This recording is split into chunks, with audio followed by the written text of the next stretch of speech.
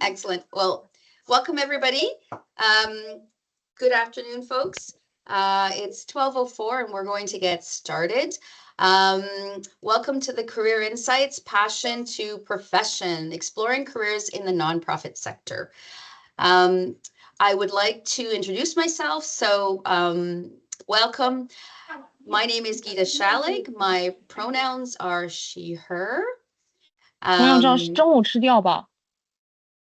If I can just ask everyone to mute their mics, that'd be great.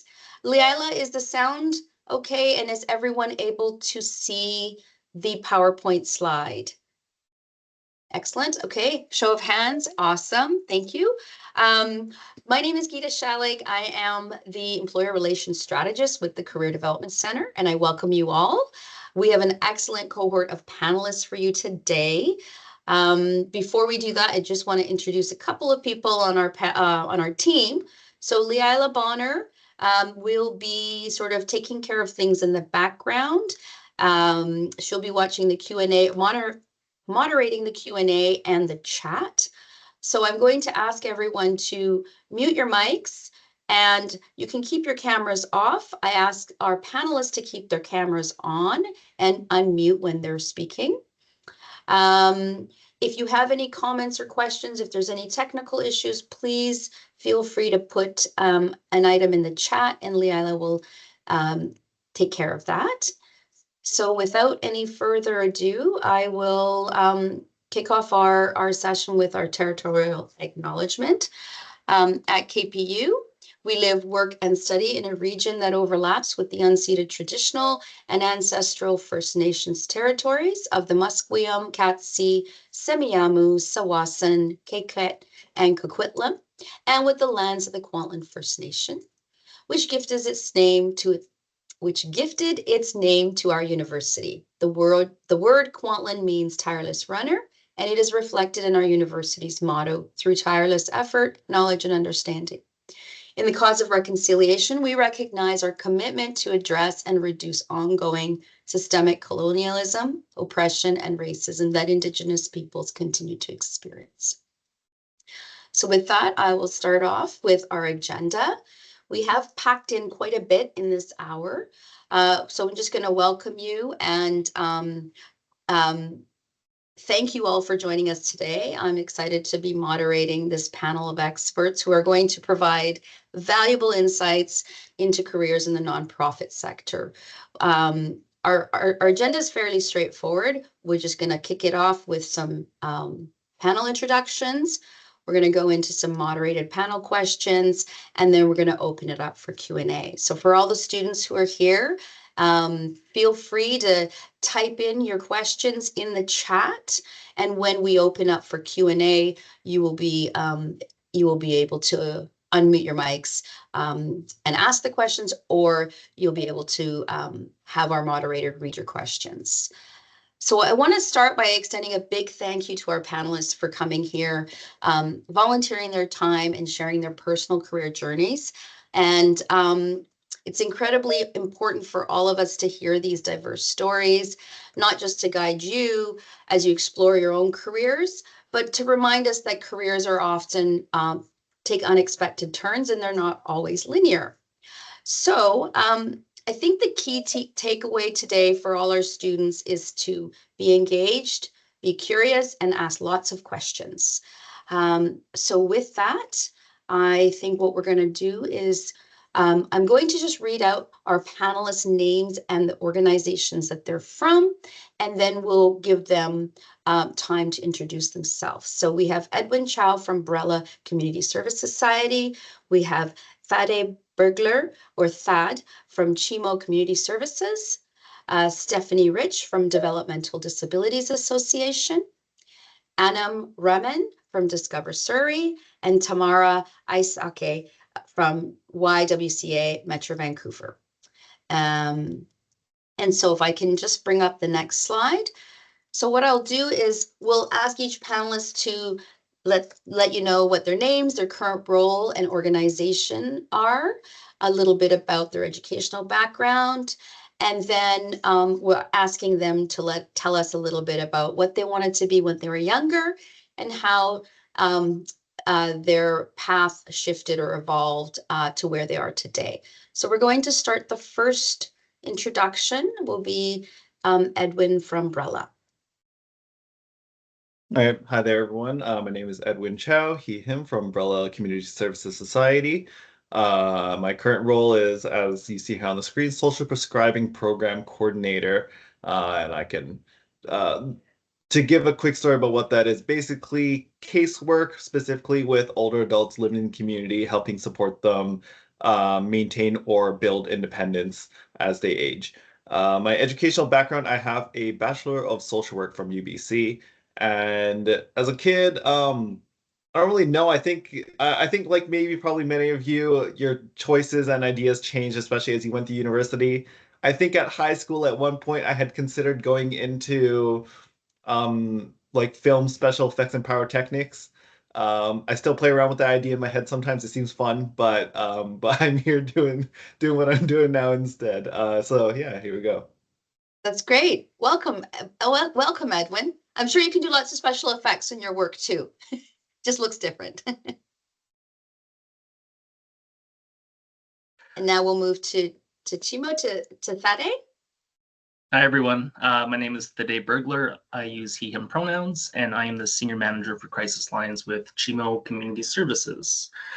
A bit of what my job looks like, it's a mix of some day-to-day stuff that gets really exciting, like being consulted or debriefing responders who answer calls from people in crisis, doing training and recruitment for new volunteers joining our crisis line because we use volunteers to deliver the service. And then, sometimes a mix of the higher level things like managing the funder relations, contracts, and dealing with HR issues and the funds behind the program. In terms of my educational background, I did my BA in sociology and I minored business at SFU. When I was growing up, I believed that I wanted to go into social work. And I think it was through pursuing a volunteer opportunity with the crisis line that it shifted. So a lot of what the desire to pursue that career was involved in what I ended up doing, just not in the same capacity that I imagined. And that was 13 years ago. So I'm 13 years deep in my career today. I think I answered all the questions. Yes. Yes. Okay. Fantastic. Thank you so much. Fantastic. Well, welcome.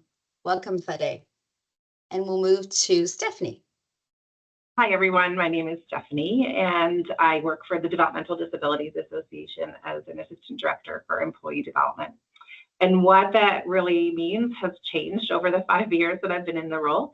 But it's been a lot around supporting all the recruitment, retention, and developing training for our staff as we've onboarded new program software in different departments, and now more streamlined into working under our HR umbrella and really kind of looking more at some of the other systems of HR, looking at just kind of the employee side of how we're maintaining records and navigating some of the pieces.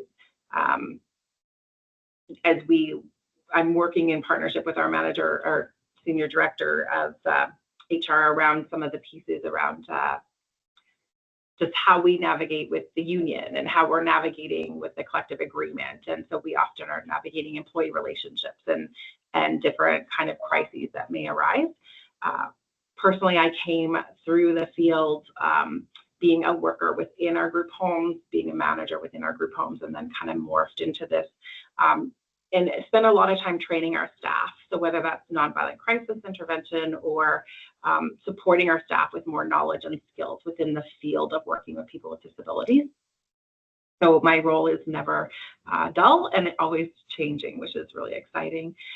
Background education for me, I spent some time at SFU working towards psychology and criminology, and then kind of took a break from that and went into doing more community social service through Douglas College, and then have done some studies at the Justice Institute, getting a certificate or associate certificate in leadership and conflict resolution. And I'm currently pursuing an HR management certificate at SFU. So kind of a varied background in education. But I think I've hit on all of the pieces there. So my current role with DDA has been 5 years. I've been with the association for about 11. Fantastic. Well, you just go to prove, Stephanie, that learning is a lifelong thing, right? It doesn't stop. So fantastic. Welcome. And now we'll introduce Anam. Hi, everybody. My name is Anam. My pronouns are she, her. I work with Discover Surrey as the Destination Services Manager. For those of you who don't know what Discover Surrey is, we work as an independent nonprofit organization we do the marketing for the city of Surrey. So we kind of promote all fun things to do in Surrey and provide visitor information for people traveling into Surrey. That is what the organization does, and my role in the organization is kind of threefold. I manage the summer visitor servicing team. They are the star of the show and are out and about every day throughout the summer through different parts of the city and events, and they provide information to visitors and locals of the things to do in Surrey and travel and directions. And then I also do a bit of stakeholder management and try to get our partners ready for tourism. And also the third aspect of my job, which is more fun, is that I get to work in destination development projects, which is basically developing products and experiences that would be enticing to bring visitors into town.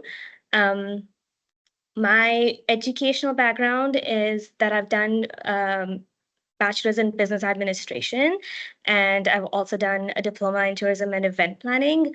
That brings me back to the point of what I wanted to do when I was growing up was I wanted to be a wedding planner, and the nonprofit world kind of chose me, almost in the sense that I never saw myself working in tourism altogether, but it kind of just kind of happened for me, and I've discovered a new passion in my life. So here I am. Great. Welcome, Anam. That's great. Fantastic. And then we have Tamara. Hi, everybody. My name is Tamara Aiseke. I use she, her pronouns, and I'm a program coordinator with the Youth Education Department at the YWCA Metro Vancouver. I mostly work with the Surrey schools. We put together a program called Guide to High School, where we deliver 8 weeks of transition programming for grade 7s going into high school, where we bring all the grade 7s of the local area to their new high school with a team of volunteers and also staff.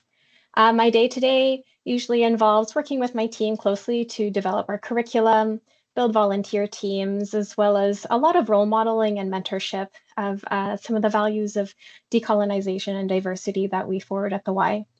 The YWCA provides a lot of things for people of marginalized communities, things like housing, career supports. We also do youth education, even babysitting, and we also have health and fitness center. They're a social equity company as well as a registered charity. So we have our hands in a lot of different pots and just trying to cover all the basis of things that people might need as they go through challenges in life. Day-to-day is a lot of Zoom calls. I get to work hybrid from home, but also working at the schools when we are in program. My education background, I'm actually a KPU alumni. I graduated with a BA in sociology, and I also did the certificate in the NGO program. I actually probably wouldn't have been able to make much use out of my sociology degree if I didn't take the NGO program, because it gave me so much of the internal skills and good things to know to be able to make use of my education. When I was younger, I wanted to be an artist. My father is a woodcarver from our Indigenous culture, and I still do art. I am an artist. I have my own shop, and I still do that on the side. However, we all know how times are tough at this point, and so having a real secure job in the nonprofit industry has allowed me to also be able to do my community organizing and art on the side. Thanks. That's amazing.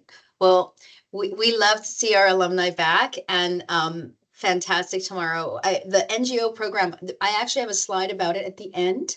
And I love that that you're able to marry your education and find this fantastic opportunity.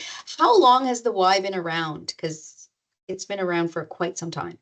A very long time. I think it honestly at the YWCA Metro Vancouver, I think it started in like 1893 or something. So Okay. they've been around a very long time, and there's a lot of history with that as well. Yeah, excellent, excellent. Well, welcome to all our panelists, and thank you for sharing your time and your space and your hearts with us today. So the moderated panel questions, essentially, each person will have a couple minutes to respond. For the panelists, when they're answering their questions, feel free to add any resources in the chat, resources or links, and any additional details that you want to have. We can always do it at the end if time permits, or we can share it with students at the end of this session. So I think with the next, the first moderated question, really it's for everyone, and I will start it actually with Stephanie. I know some of you did talk a little bit about your typical day, so hopefully it's not repeating it. But Stephanie, what does your typical day look like in your current role? And how does your education and what you study play a role in what you do today? Yeah. So today, my typical day was setting up our training room. I'm actually facilitating a nonviolent crisis intervention training for our staff with another colleague. And so it's kind of setting up the space and then running the training program, which I would say sometimes it can be 2 to 3 days a week of my role. On the other days, I'm often looking at curriculum, looking at developing curriculum or developing things. So, a department may come to me and say, we really want a course on email etiquette and how we make sure that all of our staff have an understanding of the email etiquette and our Canadian culture and what we want them to do. And so, working alongside and collaboratively with our departments around creating some online courses and resources for our staff. So it can be varied. The other day, someone came to me and said, we need this form updated. And so I spent, some time updating a form. So it can run from, answering emails, responding to HR questions or facilitating hiring, recruitment kind of side of things. And so it really does, the structure is fluid. I definitely have checklists of things I want to make sure I do each day, but it can vary according to how much training or interaction that I have that's more public facing. When I think of my education and I think of what I studied, more recently, my time at the Justice Institute looking at leadership and conflict resolution has really influenced how I have facilitated the training or how I am interacting with colleagues in terms of just building those relationships and building the capacity as I'm supporting the people that are working day to day with the people that we are here to serve. So our organization is quite large, and so being able to support the employees and making sure that they are doing well, so that leadership component and navigating relationships really comes into play from that conflict resolution side. Great. That's fantastic. So those specialized certifications or additional training was really helpful and applicable to what you're doing today. Fantastic. 100%. Yeah. Okay. Yeah. Great. Okay. Thank you, Stephanie. I think I'll go to Edwin. Same question for you. Yeah, sure. A day-to-day role. So specifically with the social prescribing program, like I mentioned before, quite a bit of casework, a lot of one-on-one. We get most of our referrals from the hospital, home health, or primary care network, nurses, RNs, GPs, all sorts. And so it's, answering emails, checking my faxes, calling back and forth with clients, setting up appointments. I do home visits, so I'll actually go out into the community to the client's home sometimes and meet with them there, chat, figuring things out.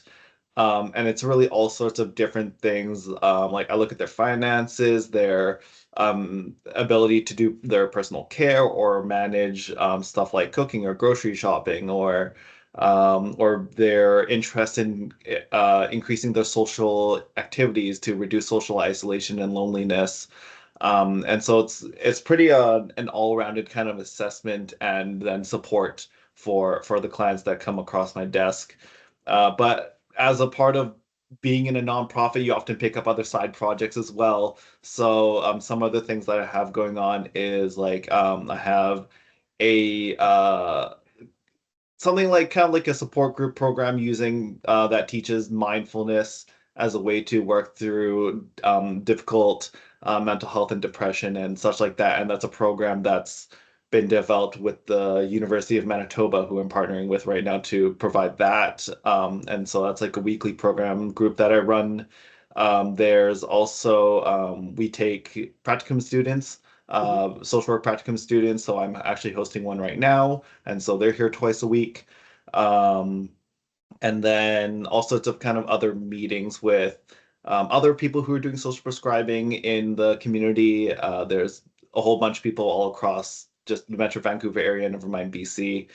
And so, yeah, regular Zoom meetings or Teams meetings on those fronts, and yeah, creating new forms. Or I also do a little bit of backend management on our database. So it's just all sorts of different things that kind of A little happen bit of throughout the day. everything. Yeah. But in terms of my education, my path has been quite more linear. I got my Bachelor of Social Work. I'd always intended for it to be used with working with older adults in the community.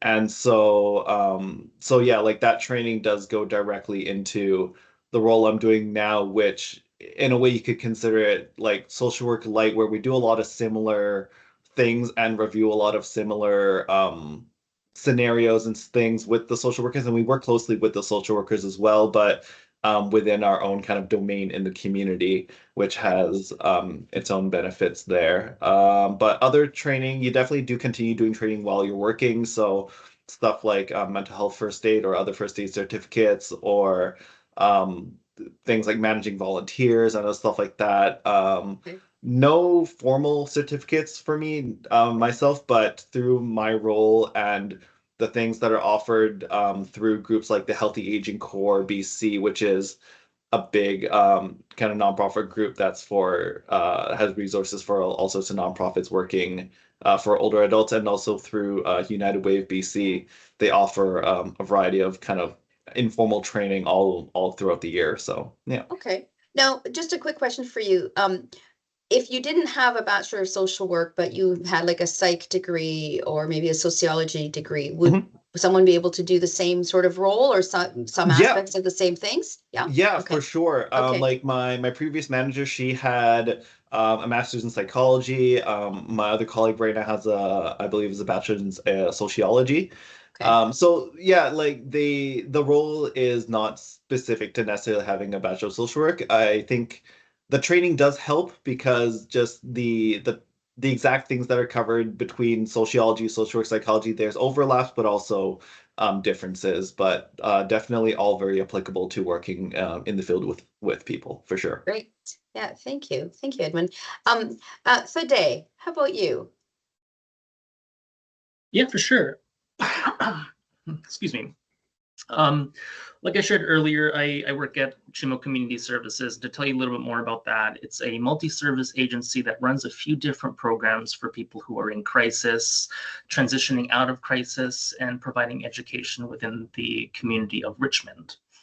My program, the Crisis Lines, are a unionized program. So everyone who works within the program is part of the union, that we follow the collective agreement. And then we have a team of volunteers, about 50 so large, that have given their time, of course, to do the training for the crisis line, and then come in every week to provide service.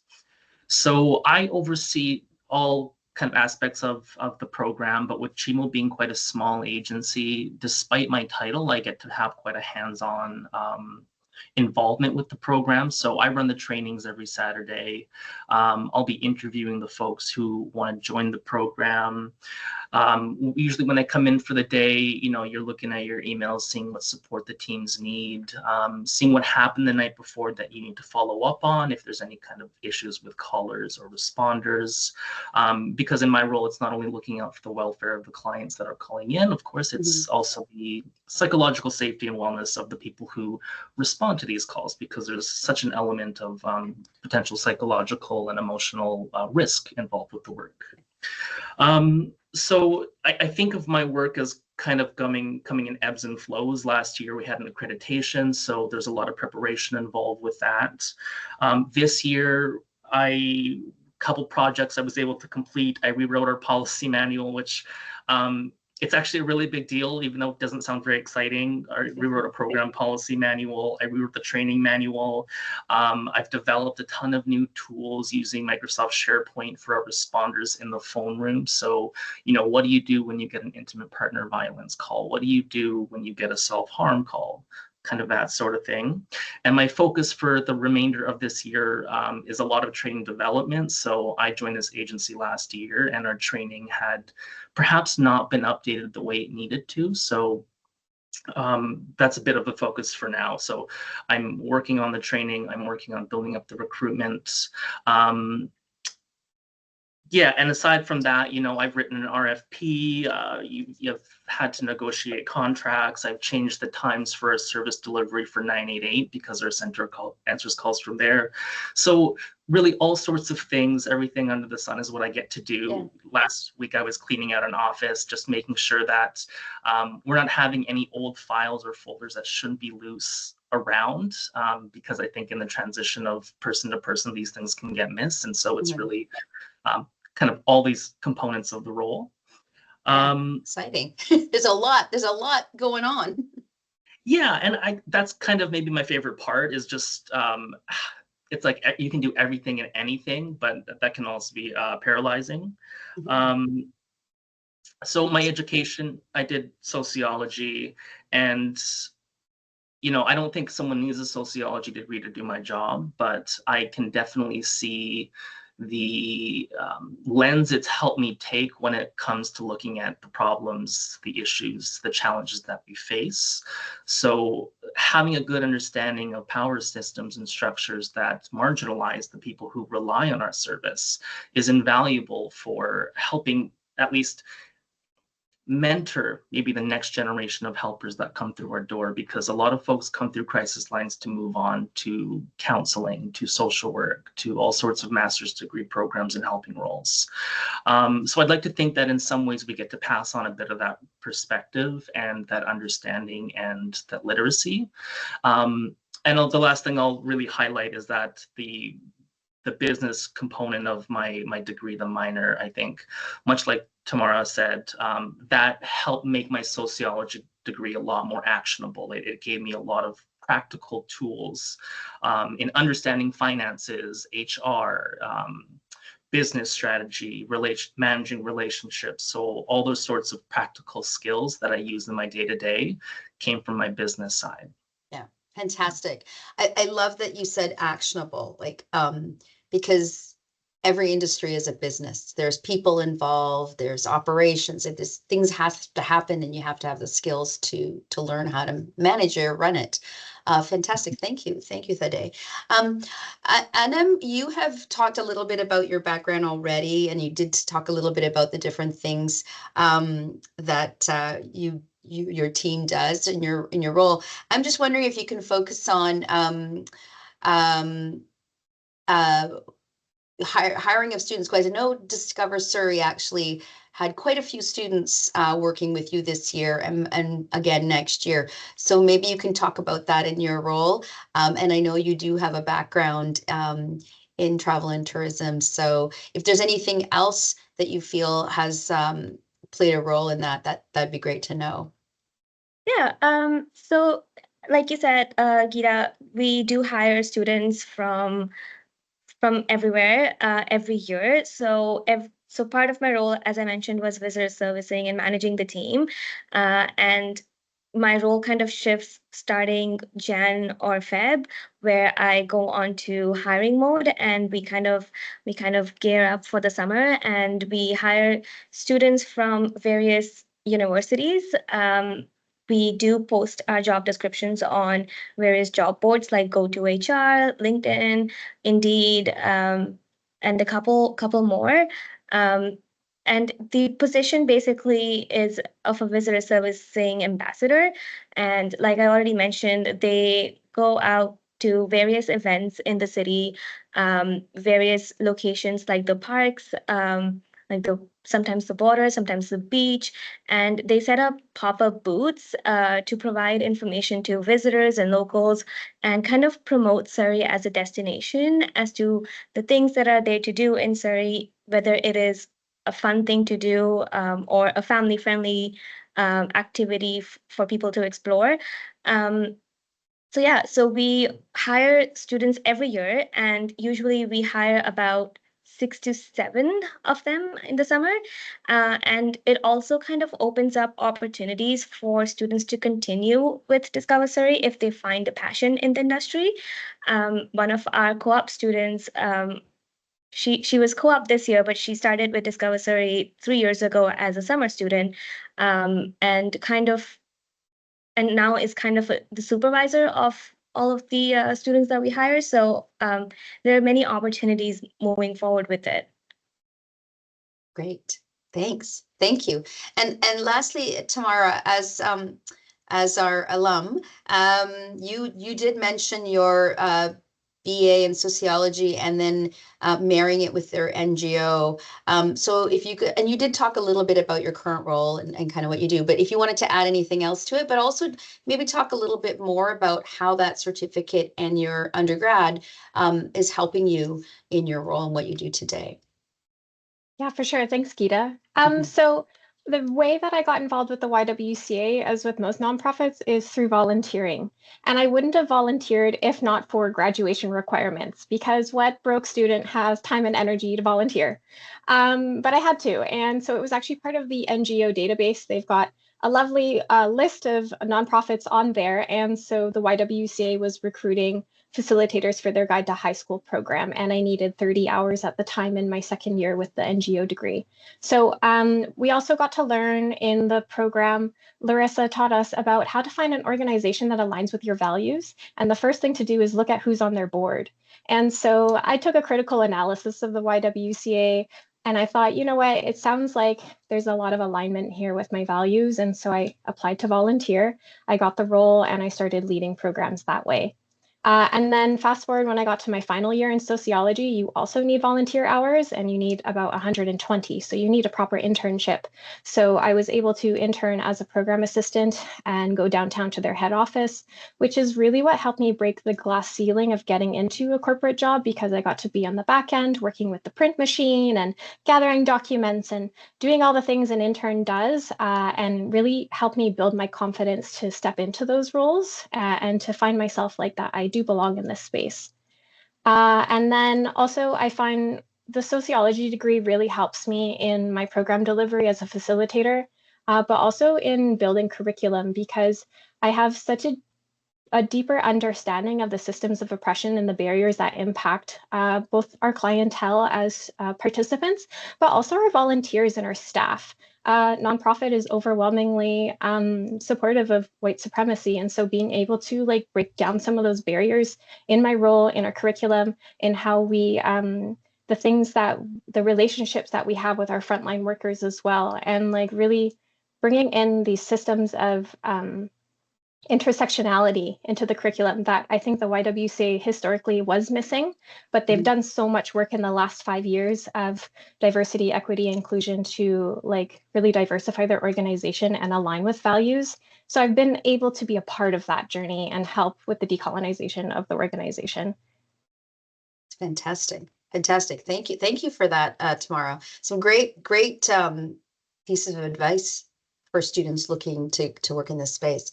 The next question now, I know that a lot of the questions we have, we might be skipping over. I'll just ask a few of the members. And some of you have touched on it already, but I wanted to talk more about like pursuing careers in nonprofit sector in particular. For students who are just thinking about it, if I'm in business, I'm probably not thinking of nonprofit. So I just wanted to just quickly touch on like what inspired you to pursue specifically the nonprofit sector, and then what are some common misconceptions in your space that you're in. So if you just kind of take a 30 to 60 seconds to do that. And I'll start with you, Tamara, and then go backwards. Sure. I think I didn't really feel comfortable with business when I was younger. I did not have the confidence for entrepreneurial kind of things. And I think with sociology, they really ingrain into you that capitalism is bad. And just growing up and learning the realities that we all need to work and live and make money to survive. And so being able to work and like be able to provide for myself while also working with an organization that's continuously reinvesting into our local communities. Like the YWCA has so many social equity enterprises with their hotel and their gym. So like all of that funding goes back into my local communities here in Surrey. And so that just helps with, you know, burnout is real. I think it's a very common thing in nonprofit areas. Mm-hmm. So being able to align values wise, I think really helps with that. That's fantastic, because I think one of the things that students, like all folks, are really looking at is the economics of how do you pay your rent and find shelter and eat food. And so for students looking at careers and choosing careers where they can balance values and the economics of living. So appreciate that response. Anam, I'll pass it to you. Oh, okay, Anam, it's okay. There's a fire alarm going, so maybe I'll pass it to Thaddeus. Yeah, so I was in my second year of university looking for experience and looking to pursue something I cared about. I found the volunteer crisis line opportunity, and I fell in love with the work. It was so exciting. It was so dynamic. I was trusted with so much more responsibility than I ever imagined someone would as a volunteer. And from there, I continued that for the 4 years of my degree. I got a job there after that, and the rest is kind of history at this point. In terms of common misconceptions, and I'm very aware of the time too. So in the nonprofit, maybe you think that it brings people there for the right reasons, but people are people, and you get the same types of personality you might in other industries. So if you think, oh, everyone's so kind and there's no narcissists in the nonprofit world, well, it's just like any other workplace. So let's not kid ourselves. People are people, and that will never change no matter where you are. Yeah, like fantastic. I love that you said you fell in love with the work. I mean that's the goal, is to find something you fall in love with. Edwin. Yeah, so for me, in terms of my path to it, nonprofit sector, especially once I decided that I wanted to do social work as well, which I didn't decide until about second or third year university as well. But to keep the story short, if you're wanting to do a lot of frontline work with people and kind of on the ground kind of work with people, most of the time it's going to be a community-based nonprofit organization that can really get you into the area that you're interested with, into the demographic you're interested in. Because most, especially if you're going for like a government-funded kind of position, especially something like social work related, you're probably going to end up in a ministry position or in the healthcare system, which has its benefits, but doesn't necessarily get you the same kind of exposure that you're looking for. In terms of misconceptions, I don't really know if, I mean, off the top of my head, the only one I can really think about is like stability, security, that kind of stuff. Because I think a lot of people, when they think of nonprofit, there's an understanding that a lot of the funding comes from grants and other things like that, which there is a level of kind of transience with it where things can come and go. But another way to look at it is there's always opportunities for something new. And because things like funding and programs and things switch every once in a while, so you never are always doing exactly the same thing for a super long amount of time. There's always different ways to experiment, to expand, to supplement programs, and to also just increase your experiences while you're working as well. Yeah. Great. I'm actually going to move to the next. We had a question that was kind of more about journeys and decision making and values. I think because of time, what I'm going to do is, if I can get Leila to move to slide 16. This is more about students who are considering nonprofit and wanting to be future ready. How do they do that? How do they make themselves stand out? Are there specific resources such as internships or specific volunteering or experiences they should focus on if they're looking at your areas, your sector? And or job boards or anything like that, where I think you can highlight to students what they can do right now to stand out if they're considering work in this space. And I'll start with Stephanie. Awesome, thanks, Gita. I think it's really interesting the opportunities that you have as a student to kind of step into roles, whether they're through Canada Summer Jobs, internships, co-ops, volunteering.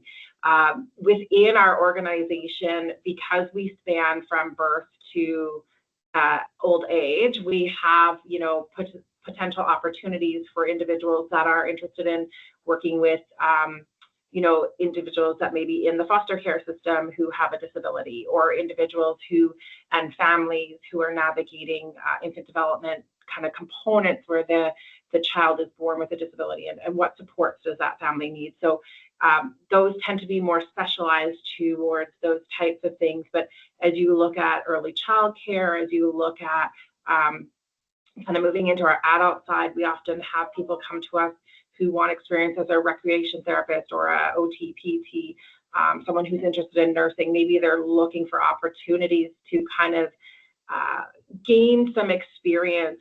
And where I've always loved that is that we may not hold you as a staff member long term, but the experiences that you have in learning skills to work with individuals who are neurodivergent, who maybe come from different cultural backgrounds than yourself, that growth and inclusiveness will influence your career in the future. And how, if I can train and support someone in learning how to have eye contact with someone with a disability, how to treat them as an individual with rights, and that they have the right to make choices.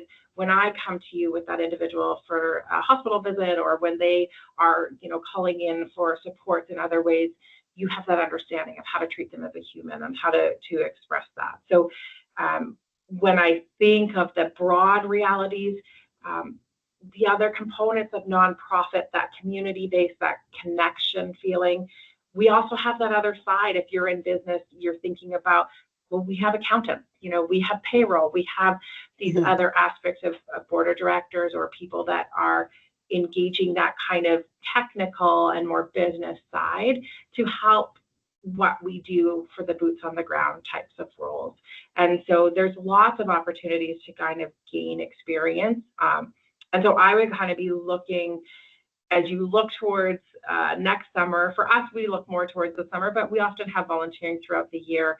As you're looking towards your career goals, maybe finding that organization that meets and fits your values, and then looking at what opportunities might I have to do a short-term work experience. We often hire from our Canada Summer Jobs students, whether part-time, casual, and so it's just great. And if you're looking at jobs boards, definitely, Indeed, Jobs BC. We post a lot at different universities and colleges as well. So one of the things I forgot to mention is all our panelists, you'll all be at our career fair next week. So I know we're running out of time and I'm trying to jam everything in here, but what I'm hearing is, there's so much information, and I've heard volunteer is a big part of it. But I do want to, I should have prefaced it, but every single one of our panelists will be, or their team members will be at our fair on October 1st and 2nd. So please come out to that. And thank you, Stephanie. So I'll pass it on to Anam. I know, Anam, you are in the middle of a fire alarm or anything. So if you want to step in and say a few words, feel free about how students can be future ready. And if you can keep it brief. We have one more last question before we open it up for students. Yeah, I'm so sorry. I am in my car It's just okay. because there is everyone has evacuated, so I shifted into my car. Yeah. I just want to say this one thing that really helped me is to not be so scared to talk because you never know where one conversation with a stranger can lead you in life, and that is something that happened with me. When I moved to Canada, I moved as an international student, and I was working at Hudson Bay, and it was COVID, and we all had masks on. And one conversation with a customer who was wearing a TRU mask with Thompson Rivers University, which is where I did my post-bac diploma. Just one tiny conversation led me into this world of tourism, and I started working with Tourism Camels because she liked my conversation skills so much just because I asked her a few questions, that she recommended me to the industry and to her colleagues, and then I got into a job, and I got a job, and I worked with Tourism Camels, and I started full time with them, and that led me to where I am today. And I just took so much from that one tiny conversation, and it really opened up my mind of not overthinking and just talking to people, and you never know what will happen. The only other thing, which is more technical, that I would say is, again, volunteering. Absolutely.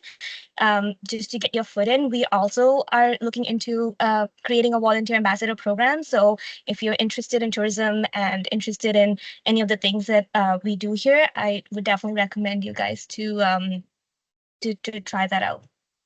Great, fantastic. I'm going to now just say to Tamara and Thade and Edwin, do you have anything that you want to contribute to this being future ready internship for volunteer? Because I see there's some questions in the Q&A, and I definitely want to get our students' questions out there. Yes, go ahead, Tamara. I just want to say, be a self-starter. Nonprofits, everyone here wears so many hats in an organization. So if you can be organized and self-starting, that will get you very far because no one has capacity to micromanage you in nonprofit. Very, very good. Good advice. Thade and Edwin, anything to contribute to that? No, I think a lot of good things have been shared. Yeah. Amazing. Okay, perfect. Yeah, Leila, same here. yeah, okay. So we kind of have one question that's more around reflection. I am keeping tabs on the time.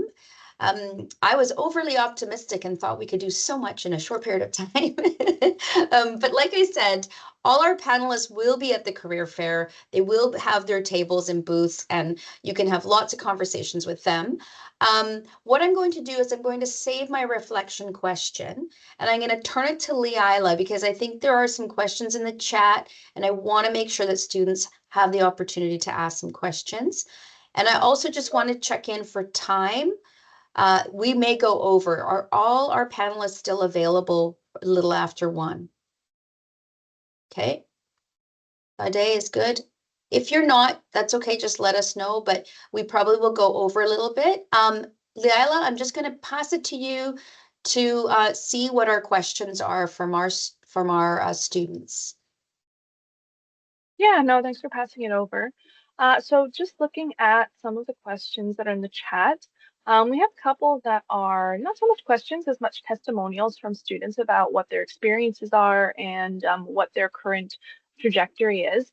We do have one question specifically for Edwin from a student who is in political science and NGO studies. They want to know what career pathways or entry-level opportunities exist at Brella, your organization specifically.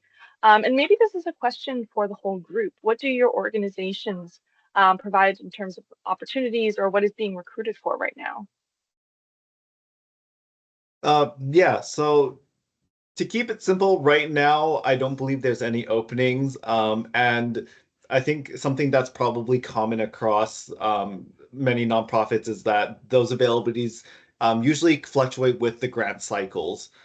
So a good time to always be looking is probably around leading up to March, because that's usually when fiscal ends and new grants start, and oftentimes when nonprofits are planning if they need to potentially hire new people and other things like that. Specifically for the social prescribing program, it is actually being implemented all across BC. So even if we don't have an opening here right now, you can always look for other nonprofits across the Lower Mainland that have it. Like just in Surrey, there's us, there's Diversity, and there's PICS, and many neighborhood houses in Vancouver offer it, and other societies and such all across the Lower Mainland have the program to varying degrees of scale.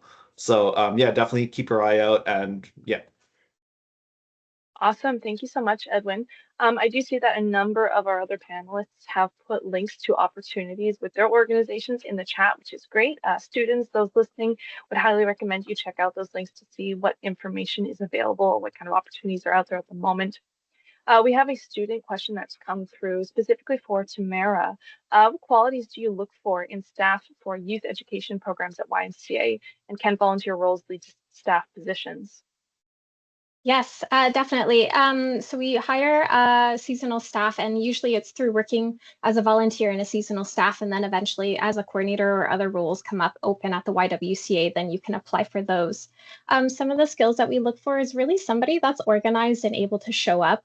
Facilitation skills are a big part of it, as well as having a good understanding of like theories like IDEA, like inclusivity, diversity, and things like that, because we're always looking for people who can bring new ideas and new, better ways of doing things into our program. And so if you can show up with those ideas, and also somebody who's able to work well in a group. So if you're able to do all your group projects really well, keep things organized, have good digital organization as well, and communication skills, those are going to really help you stand out among the crowd. Perfect. Thank you so much, Tamara. We've had another question come in, a really great one, actually. This is maybe a popcorn question, if you will. Whoever wants to speak to it is welcome to just jump on in. But what do our panelists think about burnout in the not-for-profit sector, and what can lead to burnout? Any thoughts from our panelists? Thaddeus, I see you got your hand up, so maybe you go first. Yeah, I'm going to say a big one that took time to learn is boundaries. So being able to say when you're not working, when you are. I mean, all of us join this field because we want to help, we want to do good, we want to get things done. But if you're not realizing where that needs to end and where you begin, I think it can be really hard to have an identity outside of the work that you do. And also at the end of the day, no one is going to look out for you the way that you need to look out for yourself. So that means you have to assert your needs. You have to assert the things that you need to do to take care of yourself, even if other people don't like that, even if it means maybe you can't give everything that you want to give. So I'll leave it there. Awesome. That's a great answer. Also, apologies if I pronounced your name wrong a second ago, but that's a great response. Anam, I see you have your hand up as well. Care to jump in? Yeah, I think one of the biggest burnout would be just wearing multiple hats in a nonprofit.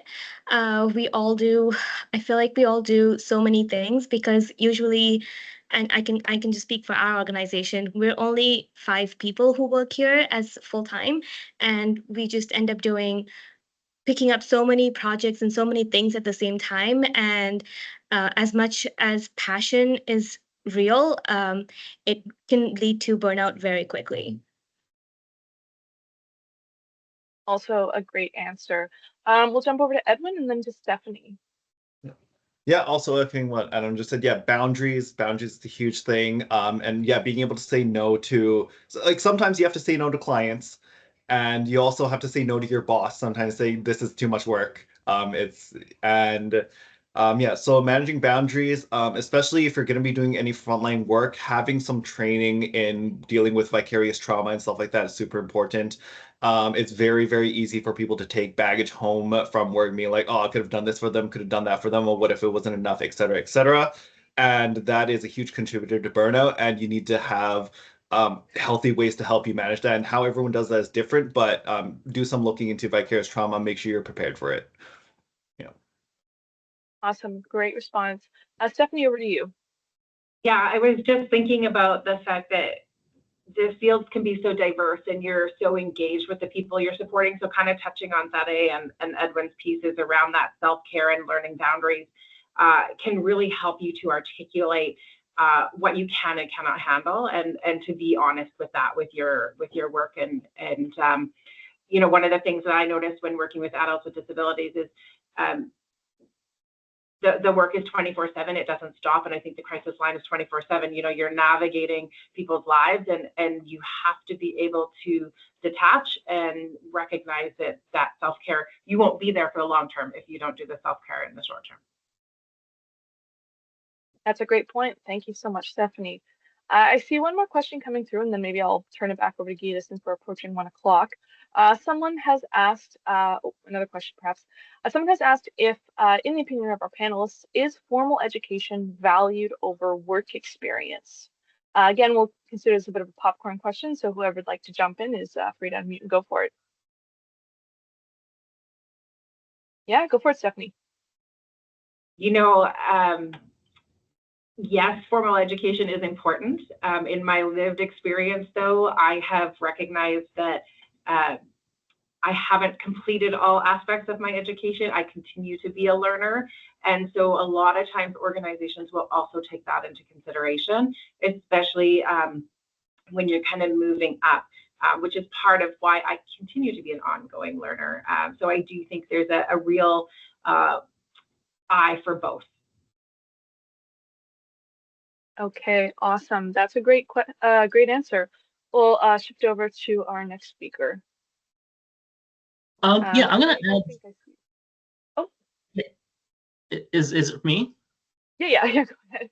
Okay, fantastic. I'm just gonna add that at least in my field, it's hard to see if there's a correlation between education and their ability to do the work. So when I'm interviewing people, it's a lot of explaining that you have to be the right type of person for the work, and our training will bring it out in you. So I've seen people with master's degrees in counseling and other advanced degrees come in and just not be able to do the work. And then someone who has never stepped foot in an educational setting takes it on really quickly. So at least when I think about that question in relation to my field, I would say the education almost doesn't have much bearing when it comes to the actual service delivery of it. But maybe in terms of leadership roles, that may well be where that's valued a little more. And quickly for Sumaya's question, you don't need any experience or previous training or education to volunteer at the crisis line. We teach you everything you need to know. Thank you. Awesome. Thanks for that answer. I'll turn over to our next speaker, Edwin, I believe. Yeah, so yeah, going back to that, I think I don't hire anyone, but from my experience and work talking about the colleague stuff, definitely experience is treated a little more highly, especially even with me, like with a Bachelor of Social Work. If you're not familiar with it, it is such a broad degree. It could be literally anything from working with infants to elders and everything in between in all sorts of roles. So even if I say I have a Bachelor of Social Work, depending on what exactly I'd studied and specialized in, it could be anything. So when an employer looks at that, they have a general idea of what type of generic background and training you have, but the experiences you have in your resume and the volunteering stuff speaks way louder in terms of what is like actionable skills, right? Yeah. Awesome. No, that's a great insight there. I'm going to turn it back over to Gita as we are just hitting 1 o'clock right now, and I'll give you the floor again. Yes, fantastic. Such great guidance and insights and advice. I love being helper. I think being a helper is hard work. It's something naturally that we come to, and the conversations around self-care, boundaries, without negating your passion for the work, I think is really, really important. And that some of this work is 24/7, 365. People are in need and there are helpers. I'm just gonna, Liala, is it okay if we go over by 7 minutes? That'll take us to 1:10. I see that we still have a lot of students on the call. And we can give some time for other questions to come through, but I did want to kind of wrap it up with two pieces of information. One is just more on reflection. Just as we wrap up, I just kind of want to hear from all of our panelists, just a last thought from each of you. Is there one thing that you wish you had known before entering into the work that you do today? And then also, what's the one takeaway that you would like students to take from this panel conversation today? Just the one thing. So I'll start with you, Anna. Yeah. I think for me, one thing that I wish I knew was how there's so much to do and what those things consisted of. Just before I even joined the destination marketing organization world, I used to think it was just an Instagram page and they would just post stories, only to join the organization and realize that there is just so much more.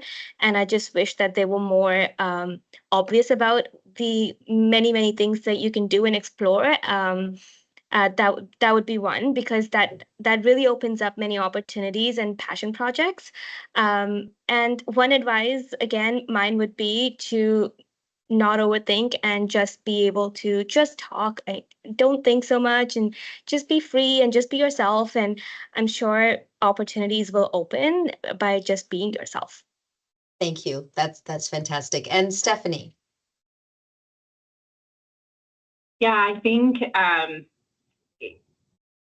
my career has been in the nonprofit sector. So when I think back to when I started, it was really connected to people. And I think that desire to see others succeed. And so that has been something that has kind of flowed through. So maybe I would have appreciated some of those kind of boundaries and the self-care things at the earlier stages. Definitely have learned those skills throughout.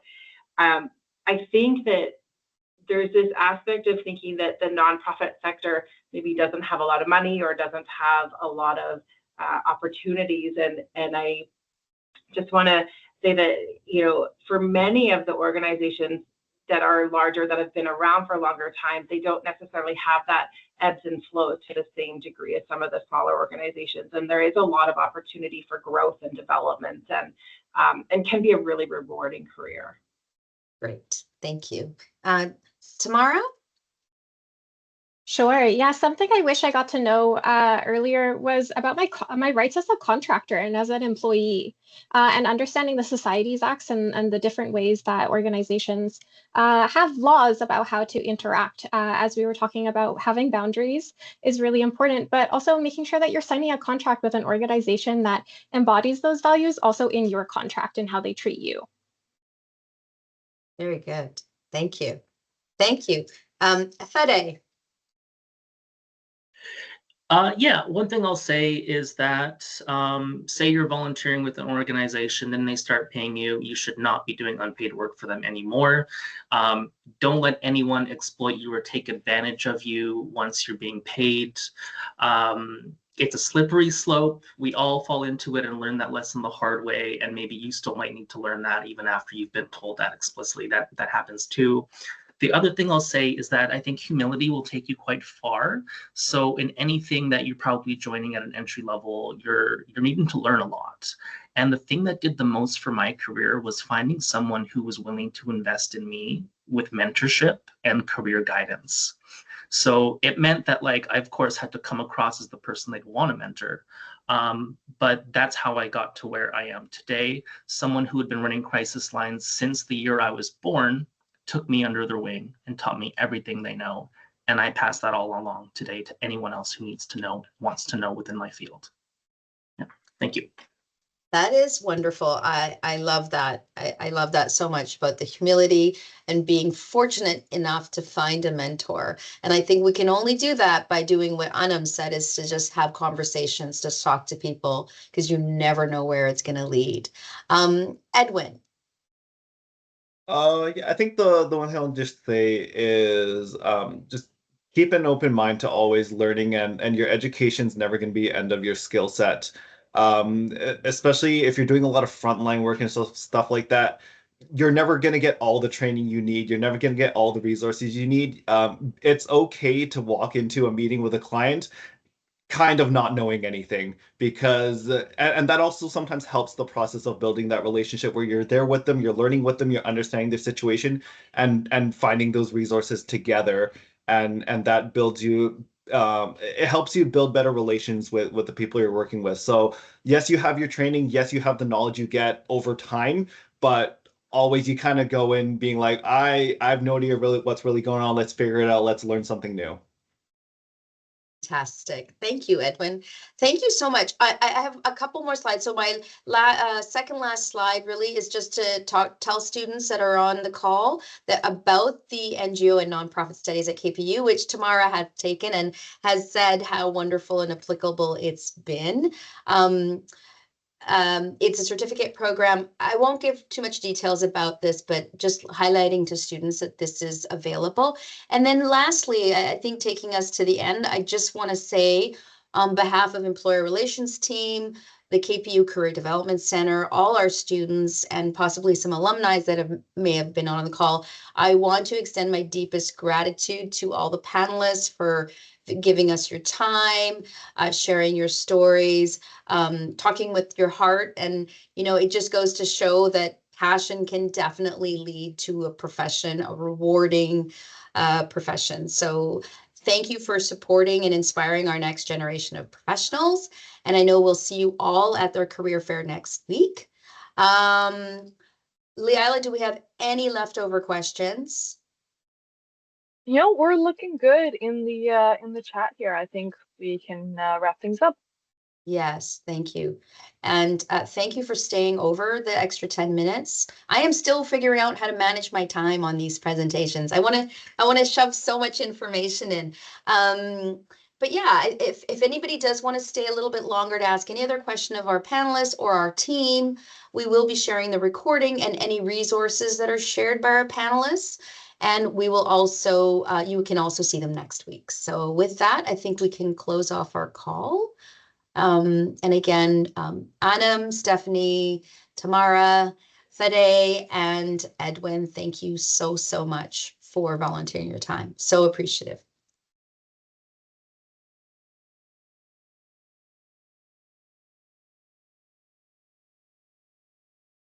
And Anam, I'm so sorry that you had to have the